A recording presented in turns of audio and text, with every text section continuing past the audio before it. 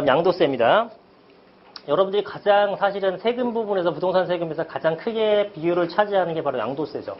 그래서 양도세 부분은 잘 이해를 하셔야 되는데 이것도 굉장히 좀 내용이 복잡합니다. 자, 우리가 팔았을 때 내는 세금. 당연히 얘는 실제로 양도한 금액을 기준으로 하는 거고요.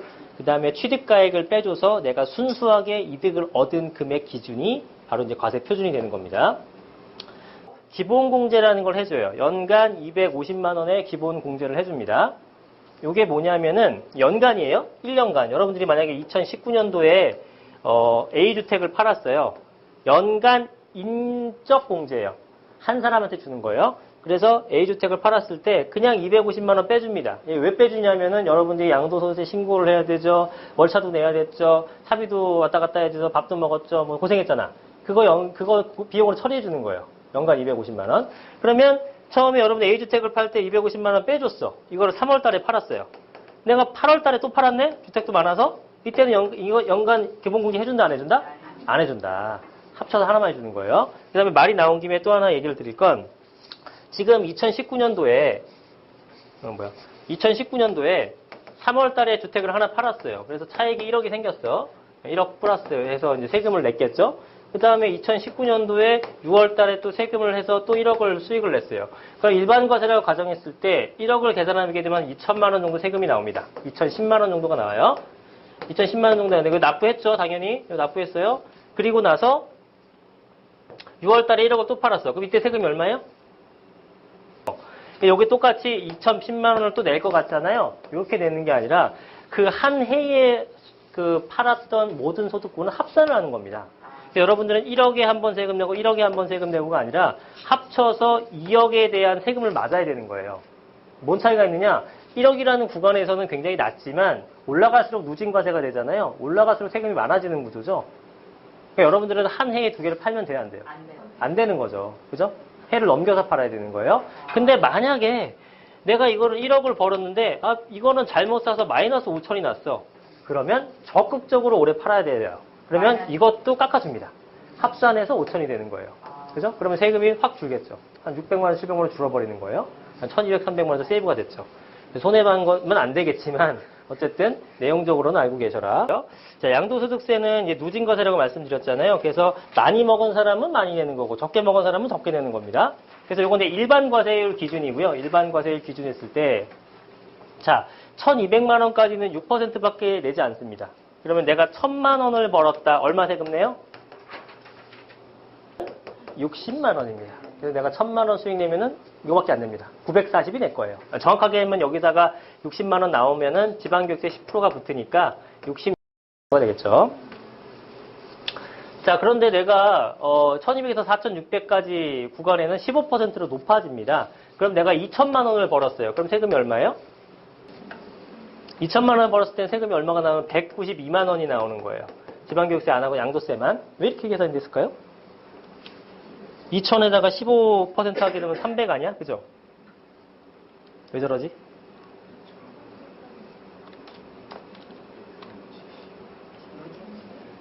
누진과세체이기 때문에 그렇습니다. 요거는 요 구간에다가 요거를 계산하는 것이 아니고요. 여기까지는 이렇게 계산하고 그 이상의 구간에서 계산하는 거예요. 쉽게 얘기해서 1,200만 원까지는 6%를 번 거야. 네가 얼마를 벌었던 간에. 그러면 1,200만 원에 6% 하게 되면은 아까 60이 아니었네요. 72만 원이었네. 왜 아무도 지적을 안 해주십니까? 1,000만 원 벌었다고 계산했구나. 72만 원이죠? 여기까지 72만 원 벌었어. 근데 너 1,200보다 800만 원치 더 벌었잖아. 그죠? 2,000만 원 벌었으니까. 그러면 800만 원에다가 15%를 더해주는 거예요. 그러면 얘는 얼마죠? 80에다가 50, 120만 원. 120만 원하고 72만 원 합쳤더니 192만 원이 나오는 겁니다. 이렇게 계산하는 방법도 있고, 야, 이거 계산하기 너무 힘들잖아. 그러니까 계산법을 다 만들어 놓은 게 있죠. 그게 누진공제라는 거예요. 그래서 2천만 원이면은 여기다가 15% 해주게 되면 300에서 108만 원 빼주면 192에서 아까 계산법이 똑같이 나오죠. 누진공제를 계산하시면 계산이 쉽다라는 겁니다. 자, 그러면 이번에는 5천만 원을 벌었다. 5천만 원을 벌면 얼마예요? 얼마 나와요? 5천에다가 24%를 더해주고 그럼 1200이 나옵니다. 1200에다가 누진공제액을 저거 빼주게 되면은 678만 원이 나오는 거예요. 거기다가 여기다가 1.1 계산하시면 됩니다. 실질적인 과세는 지방교육세 내야 되니까. 그러면 대략 한 750 정도 나오겠죠. 예, 그렇게 많은 납부가 아니다라는 겁니다. 그런데 점점 올라가서 최고 5억이 넘어가게 되면은 42%까지 뺏어가는 거죠. 엄청나게 많이 가져가는 겁니다. 근데 이것도 그나마 일반 과세율이 기준이 되는 거고 중과세가 된다 그러면은 우리 2주택자일 경우에는 기존 세율에다가 플러스 10%가 됩니다. 조정 대상 지역입니다. 3주택이 되면 어떻게 돼요? 플러스 20%가 됩니다. 그러면 최대 62%까지 내는 거예요. 62%까지. 그죠? 그런 사람들은 절대 못 팔죠. 무서워서. 예. 세금 아까워서 절대 안 팝니다. 그래서 이런 양도세가 중과세가 되면 매물이 잠겨버리는 현상이 생기게 돼요. 시장에서는.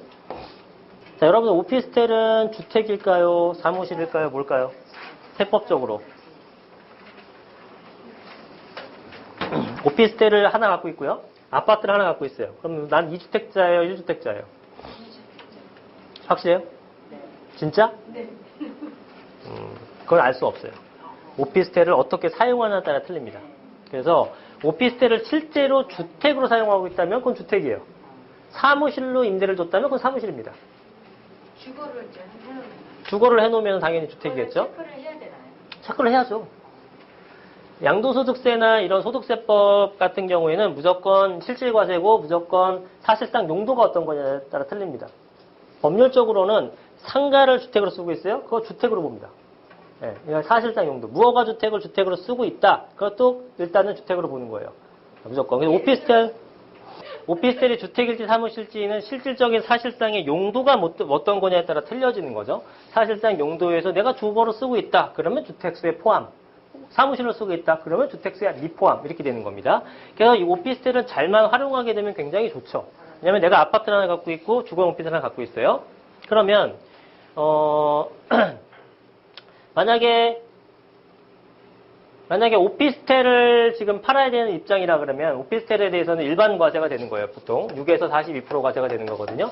근데 아파트가 오피스텔을 구입하고 저걸 주거용으로 썼으면은 보통 일시적 1가구 1주택 기간이 있잖아요. 그 기간에 아파트를 팔면 아파트 비과세 받을 수 있죠. 그리고 나서 오피스텔 하나만 남았어. 얘를 그때 주거용으로 바꿔버리는 겁니다. 네, 그러면 얘도 주택이니까 역시 또 1가구 1주택 비과세 받을 수 있겠죠. 이런 식으로 한다거나 뭐 다양하게 이용을 할 수가 있겠죠. 내지는 반대로 얘가 오피스텔을 갖고 있고 아파트 갖고 있는데 2주택이라서 중과세야. 그러면 오피스텔을 살짝 사무용도로 바꿔버립니다. 그럼 얘가 다시 1주택이 돼버리죠. 얘 비과세 또 받는 거예요. 그리고 얘가 또 그때 바꿔요. 여기 바꿀 수 있는 거고. 무슨 얘기인지 이해되십니까 지금? 네, 그런 식으로 활용을 할 수 있다는 거죠. 그래서 오피스텔을 이용할 수 있다는 겁니다. 근데 이제 오피스텔도 실무적으로는 오피스텔을 사무용으로 쓸 수 있는 입지가 있고 그렇지 않은 곳이 있죠. 주거용으로밖에 쓸 수 없는 용도의 오피스텔도 많아요. 주거단지 한가운데에 누가 사무실 쓰겠습니까? 근데 그런 거 이제 잘 고려를 해보셔야 되는 부분이에요.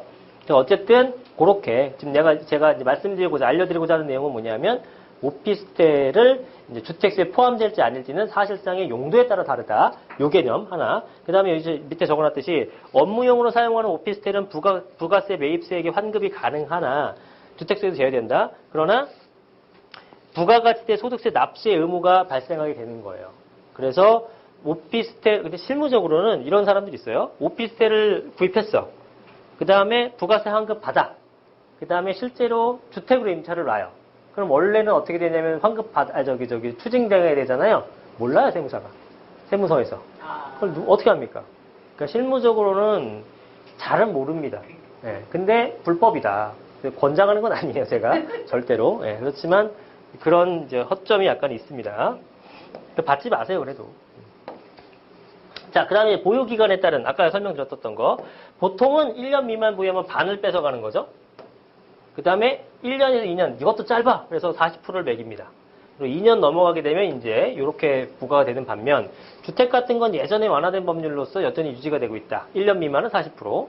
그래서 1년 이상만 되면은 바로 일반 과세로 바뀌고 있죠. 그런데 다주택자가 되면 조정 대상 지역에서 다주택자가 되면 굉장히 무서워지죠. 1세대 2주택이 되게 되면 플러스 10%가 적용이 돼서 16에서 52%가 되고요. 지방교육세 10%를 감안하면 실질과세율은 17.6에서 57%까지 올라갑니다. 3주택은 아예 묶어놨어요. 꼼짝 못합니다.